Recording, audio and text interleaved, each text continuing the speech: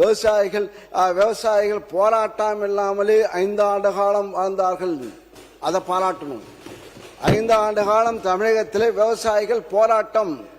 நான் முதலாக தஞ்சையில போய் விவசாய கருத்து கேட்பு கூட்டத்தை நடத்தும் போது எப்படி வெடித்தது, அதை தாங்கி ஒன்னொன்னாக இன்னும் சொல்ல போனா இங்க இருக்கின்ற அமைச்சர் பெருமக்கள், நேரு பெரிய விவசாயி, மாடெல்லாம் வளர்க்கிறாரு, மாடு கிட்டத்தட்ட 1000 மாடு வளர்க்கிறாரு, விவசாயம் 1000 ஏக்கர், வாழை தென்னை மரம் எல்லாம் நெல்.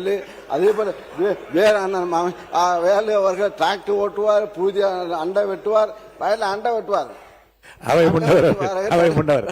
நீ செங்கவட்டை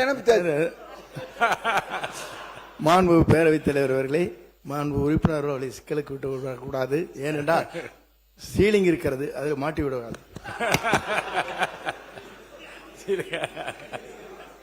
ஆயிரக்கணக்கான அப்ப இருந்தது. இப்ப செங்கோட்டைக்கு எவ்வளவு கணக்கு பார்த்தா தெரியும். அமைச்சர் செங்கோட்டை அவரு சென்னை விவசாயி. அவங்க போன சட்டத்துறை அமைச்சர் அவர்கள், பேரவைத் தலைவர் அவர்களே, மாண்புமிகு உறுப்பினர் போற போக்கில் அப்படியே நகைச்சுவையோட சிரிச்சுக்கிட்டே போராட்டங்கள் இல்லாத ஒரு ஆட்சின்னு சொன்னாரு. போன ஆட்சியில விவசாயிகள் போராட்டம் பண்ணி அவங்க மேல குண்டாஸ் போட்ட அரசு போன அரசு. எத்தனை பேர் குண்டாஸ் போட்டு அவங்க எவ்வளவு கஷ்டப்பட்டாங்கன்னு தெரியும்.